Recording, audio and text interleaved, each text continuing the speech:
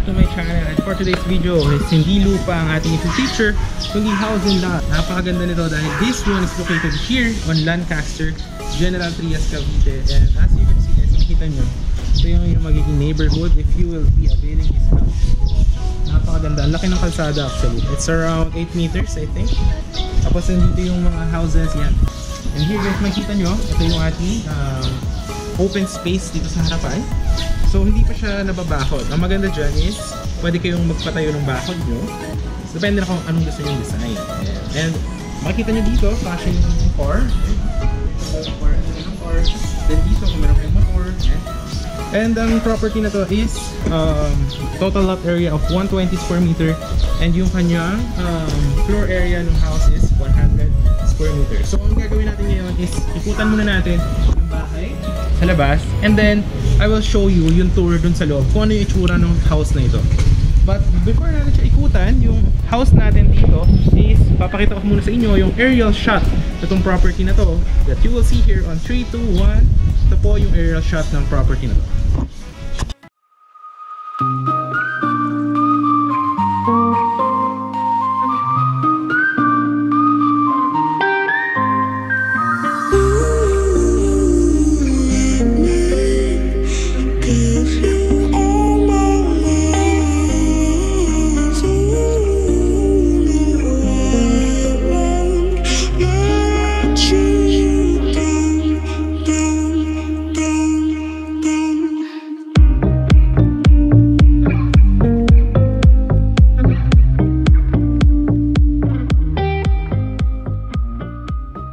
Nakita nyo naman yung ating drone shot of this property, which you see, Alexandria House. Ayan. So this one is 120 square meter lot area and floor area is 100 square meter. And meron na siyang kuryente and water connection is ipapa-reconnect na lang po siya sa Lancaster. So tara guys, i-tour ko kayo dito sa may likod niya. So dito, makikita nyo, naka-sliding windows na po siya. Ayan. And then dito, meron siyang garage. Kung meron mga big bike or bikes or, and here, makikita nyo dito sa likod, malaki pa actually yung kanyang, what do you call this? Yung lupa. So this one is around, I think this is 2 meters. Yung kanyang dapat.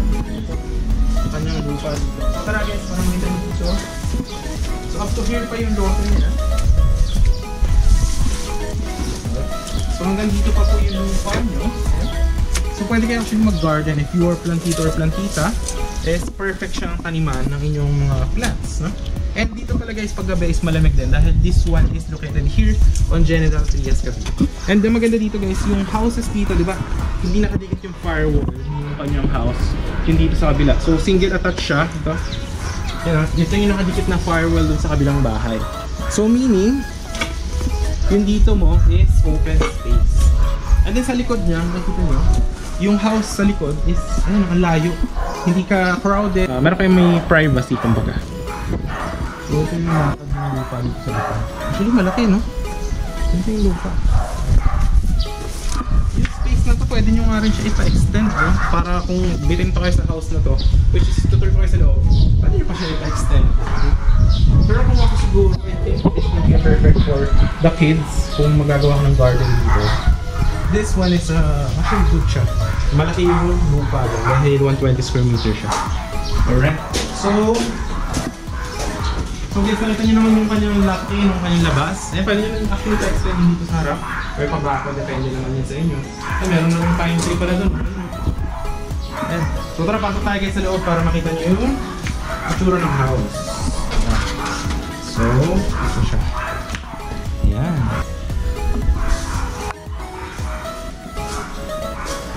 So ito yung lawak ng house guys. Ayan o. So this one is yung living area. Ayan, makikita nyo. Naka-sliding windows na siya. Ayan o. Pwede kang lumabas. Ayan o. So kung nahihilitan ka, ayan, you have access going to your backyard. Ayan, diba? Alright. Yung kanyang mga sliding windows. Kaya yung natural light pag umaga is pumapasok dito sa bahay.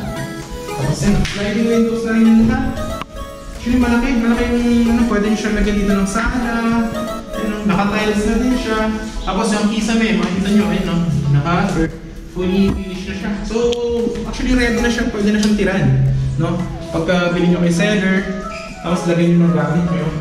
So, si seller pala is, kasama na yung price ng capital gains tax, yung kanyang mga documentary stamp tax.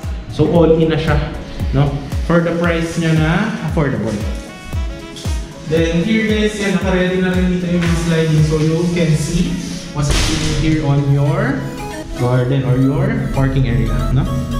Tapos ito tayo guys sa may dining area. So ito nakita nyo naman dito, naka-ano na siya, ready na yung kanyang lutuan. Then you have here cabinets for kitchen utensils. Magagamit nyo sa kitchen. Tapos ito, if nagluluto ka, ayaw mo maamoy, i-on mo lang to para lalabas yung mga smoke tsaka yung mga amoy. Tapos ito, ay makikita nyo dito, no? Ang lalaki ng cabinet, no? Then dito, pwede ka maglagay ng mga pinggan or mga baso, no? Perfect na perfect. Tapos dito, ayan, dito yung inyong sink. Kung gusto nyo maghugas, and tapos marami ka pa storage area dito sa ilalim. Daming cabinets. And hindi pa siya nagamit, guys, no? Malinis. Brand new talaga. Dapat ang tumira dito. I think brand new siya. Alright. So, ito din natin living area. No? Then, alright. Punta tayo dito sa may CR. Makita nyo dito yung CR. Ayan. Actually, malaki yung CR, no? Naka-shower na din siya. Ayan. It's not too spacious, pero standard na siya. And you have here one room. Pwede mo siyang gawin na siguro if you want a storage room, or if you want na gawin mo siyang entertainment room, lagyan mo ng mga PS4, computer, depende sa inyo. Or kung meron kayong maid, pwede sila dito. Dito sila na kwarto. Actually, malaki kasi naman yung baba dito. Then, you can put some aircon or electric fan. Malaki siya actually. Then, utilize yung space ng house. So, this one is the first room. So, kung inaantay natin, nakita tayo. Pero makikita nyo dito, tara. Makikita nyo dito guys, nakatalis na yung kanyang hagdanan. Alright, let's go. Tapos ito, makikita nyo dito guys, okay? Nakapakaaliwalas. Kitang-kita mo yung surroundings mo. Tsaka applicable siya dito guys kasi dito sa Lancaster is talagang ang security dito, napakakaraming guard. Merong looking guard, may guard sa guardhouse. And then, doon sa may Lancaster mismo na village, kasi dito may sari-sarili subdivision. This one is on MS11, no? So may mga sari-sarili siya ng mga guards. So yung security dito is hindi mako-compromise. So here, we have 3 bedrooms. So dito yung master's bedroom, we have here 1 bedroom and 3rd bedroom. Then, may CR pa yan dito, no? And it's actually spacious. And dito malaki. Malaki yung CR dito guys. Ilang meters to? Around 1, 2, 3. Around 3.5 meters. Tapos dito, around 1.5 meters. Pretty maganda, no? So you have 3 bedrooms and you have 2 bathrooms kasi meron pa isang bathroom doon sa may CR. Ayan. Ito tayo sa first bedroom na tayo. Actually, nakaabang naman ito sa aircon. Okay, no? Kung meron kang inverter, may butas na siya. And here you can access yung inyong bintana. Ayan yung magiging surroundings. Ayan, kita nyo yun. Nakaka-press po. Tsaka maganda dito sa Lancaster guys. Ito kasing sa MS, mga ano to eh, kumbaga parang high-end to eh. Ng mga house. Yan ang tulad yan, tinan nyo. Hindi siya nakadikit yung mga firewall. Yung mga houses. Tsaka mga tahimik dito guys, kasi yung mga bahay hindi siya dikit dahil sa townhouse. You could get what you are paying for. Hindi pa ito natiran. Walang dumi yung mga steamboat tsaka yung pintura.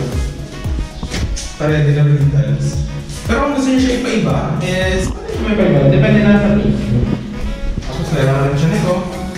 Para sa safety. Standard naman yan. Tapos punta tayo, hulihin na natin yung master's bedroom. Dito tayo sa may Second bedroom. Ayan. Malaki to. Kwarto na ito. Pag ginagawa nila ng kama, then maraming mga cabinets dito. Nakaready na rin yung saksakan niya for aircon. Ayan. May ilaw na din.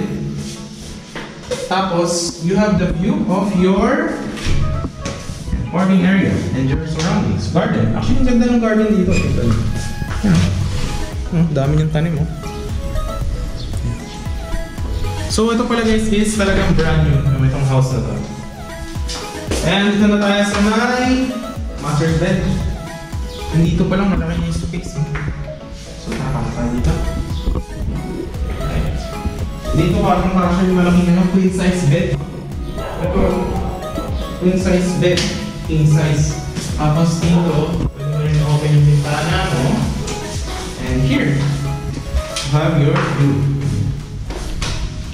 Kakatuwa lang guys kasi meron na rin siyang baho. Tapos malaki yung garden din, no? And dito yung view naman is, ito, you have here your balcony, na? Terrace ba tawag din? Balcony.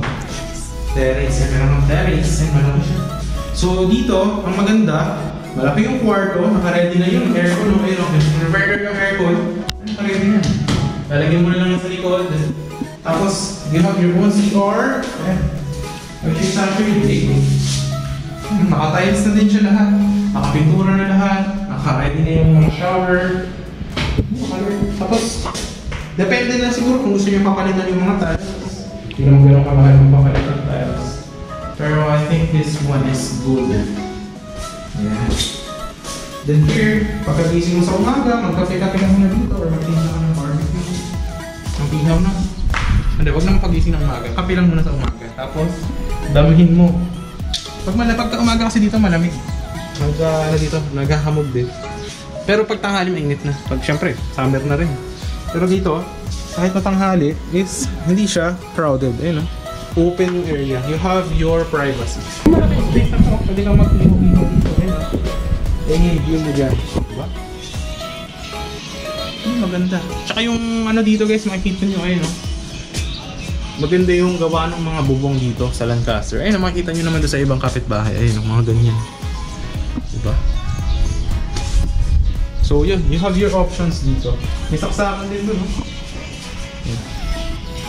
So, that's our master's bedroom. So, pagkagabi dito, maganda tumambay-tambay. Damhin mo ang iyong success. Kasi, syempre, maganda itong property na ito. Ito lang. Honestly speaking. So this is all for the price. Oh. Tara natin. So yun guys, tapos na po ang ating house tour for today.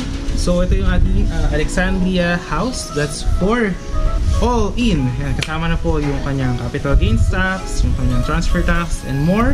So that's for the price of 7.5 million. Yan. And yun nga pala guys, yan. Yung nakita nyo dito, kasama na ni seller yung inyong fence. Pwede nyo pababakuran niyan. And then there will be free aircon sa lahat po yan ng kwarto. Diba? So nakita nyo diba kanina, tinuro ko yung nakaabang na, may butas na yung aircon. So lalagyan na rin yan ni seller. No? And then this one guys, makita nyo dito yung kanyang lock. So lalagyan po lahat ng pintuan ng ito guys, smart lock nya. Ayan. So actually maganda ito, convenient. Para kayo nasa mga condominium. Ayan, di ba? So yun guys, that's all for the price of only 7.5 million. Located here on General Trias, Cavite. And as you can see guys, ito yung makita nyo mga neighborhood nyo. Makita nyo dito. Tara guys, makita nyo dito. Ayan. Yung mga house dito, di ba? Talagang mga parang high-end. Social talaga. Ito yung located guys sa Lancaster. Ayan. General Trias, Cavite. Very near to Manila. If you will be traveling to Manila, it's around 45 minutes lang po via Cavitex. So yun guys, if you are interested in this one, message nyo lang ako on my Viber or WhatsApp. Nakalagay naman po yung number dyan, or on my personal account. Yeah. And if you have other properties that you want to be featured, just message me lang po. And if you want to have a site tour here, is message nyo na din ako. And baka pasain nyo na itong napakagandang house na to. And galante yung seller natin, no? Kasama nyo na yung mga fence, aircon, yung mga fence, yung mga smart lock and more. So yun na guys, if you do want this one, kindly hit yung ating like, thumbs up, share nyo lang to other people, and syempre, subscribe yung ating channel. Then subscribe our channel and hit the notification bell para updated kayo sa mga next upcoming videos natin. So yun lang guys, this is John Krish, and see you po the next vlogs. Bye bye!